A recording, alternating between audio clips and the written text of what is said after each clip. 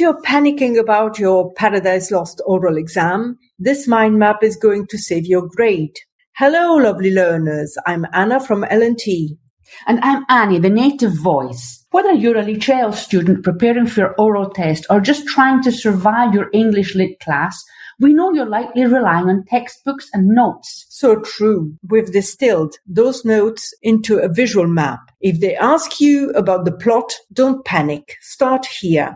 Mention the story starts in medias res, in the middle of the action, with the fallen angels in hell. Just saying in medias res already puts you above average. Okay, to navigate the plot, use the 5 gears. The plot is a journey from Satan's rebellion in hell to the eventual expulsion of humanity from Eden. Expand on that. You can say, for example, the narrative moves from the council in hell through Satan's travel across chaos to the final moment where Adam and Eve leave the garden. It's a transition from total rebellion to the first steps of human history. But once you know what happens, you have to understand why it's called what it is, which brings us to the title branch. The title is a representation of the loss of perfect harmony due to human disobedience. And specifically, paradise refers to the physical Garden of Eden, the home of harmony between nature and spirit. Lost marks the fall,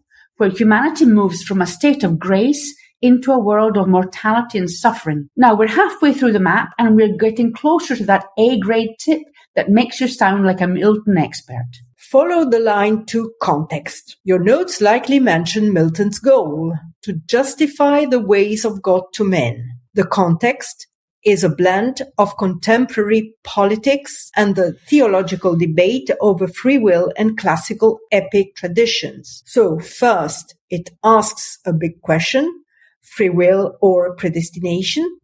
Second, it reflects politics. Third, it's an epic. Now, to expand on that, Milton isn't just telling a Bible story. He's using epic similes.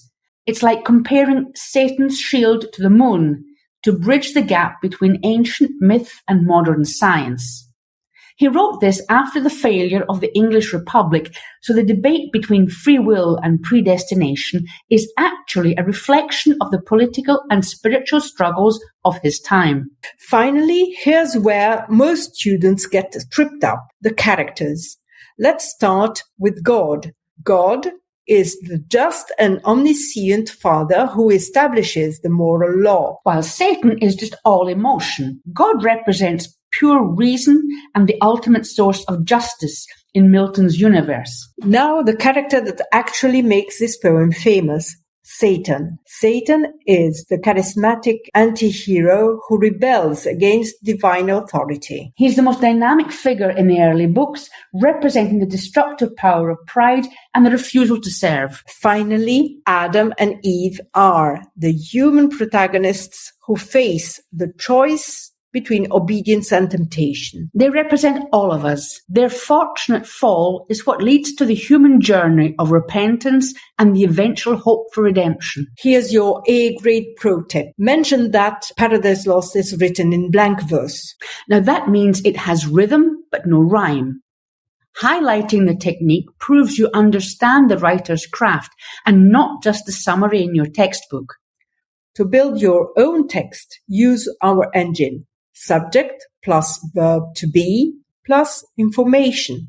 Walk the map, bubble by bubble, and let the engine do the work. Tag a friend who needs this video because, as Milton almost said, it's better to reign in the classroom than serve in the summer school.